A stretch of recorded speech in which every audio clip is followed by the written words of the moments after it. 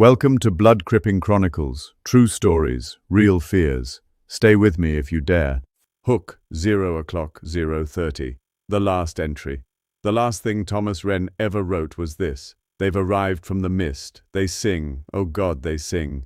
5 words. 5 words that have kept investigators awake for months. Because when the Coast Guard found Thomas the following morning, he was kneeling in the snow outside the lighthouse, arms open wide to the sea, no coat, no shoes, completely frozen, and carved into the interior walls of his lighthouse, walls he had maintained for 11 years without a single scratch, were symbols, nautical glyphs, ancient, deliberate. No one can explain them. Thomas cannot explain them either, because Thomas Wren has not spoken a single word since that night. Scene setting, 0:31:30. The man at the edge of the world. The lighthouse sits on a jut of rock off the Newfoundland coast. The locals call it Point Desolation, not on any official map, just what fishermen have always called it. You can see it from shore on clear days. A pale white tower rising from black rock, surrounded by nothing but grey water and grey sky. Thomas Wren took the posting 11 years ago.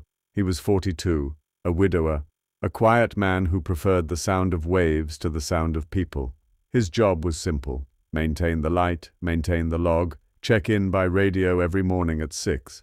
For 11 years he never missed a single check-in. He was meticulous, methodical, the kind of man who double-checked the generator twice and wrote weather reports in the same careful handwriting every single day.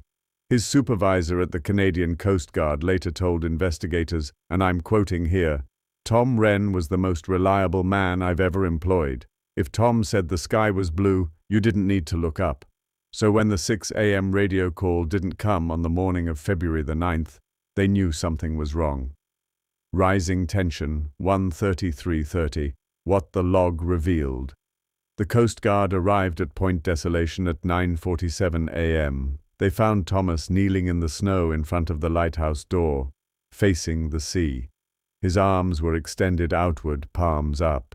His eyes were open. He was alive, barely, but he had been outside for hours in sub-zero temperatures without any protective clothing, severe frostbite to his hands and feet, hypothermia so advanced that doctors later said another 30 minutes would have killed him. He was airlifted to St. John's. He survived, but he has not spoken since. The investigating officers went inside the lighthouse to look for answers. What they found raised more questions than it answered. Thomas's logbook was open on the desk, and the entries from the previous 2 weeks told a story that no one knew how to classify. The handwriting, always so precise, begins to shift around January 28th. It gets larger, more urgent, as if he was pressing the pen harder with every passing day. January 28th. Fog rolled in at dusk, unusually thick. No ships in the channel. Could not see the water. Felt watched. January 31st. Heard something beneath the foghorn frequency, low, like a chord, not mechanical. Shut down the external speakers and it continued, coming from the water. February 2nd. It is not one sound. There are many. They overlap. I have started keeping the windows closed, but I can still hear it. I have started dreaming the sound even when I'm awake. February 5th. I tried to record it on my phone. The recording plays back as silence. But when I listen to it, I can hear them. February 7th. I understand some of what they are saying now. I don't want to write it down. I don't want it on paper. February 8th. The last entry in his own handwriting. They've arrived from the mist. They sing. Oh God, they sing. And then nothing. Until the Coast Guard opened the door the next morning and found the walls. Climax, 3:35:30. The symbols. Every interior wall of the lighthouse had been covered. Not scratched, not scrawled, carved, deep, deliberate incisions in the plaster and the stone beneath. Row after row of symbols that investigators described as nautical in appearance, shapes that resembled compass points, wave patterns, star positions, but arranged in a grammar that no maritime historian has been able to identify. A professor of maritime history at Memorial University was brought in to examine them. She spent 3 days in the lighthouse. Her official assessment: the symbols bear surface similarity to pre-colonial Atlantic navigation marks, but the arrangement is unlike anything in the historical record. She declined to speculate further. An acoustic specialist noted something else. The symbols are not random. They follow a pattern consistent with musical notation. Not any known system, but a pattern. As if someone were trying to write down a song. Thomas Wren's hands, when they examined his hands at the hospital, his fingernails were destroyed, down to the quick. He had carved every one of those symbols with his bare hands. He had no tools, no chisels, no instruments, just his fingers.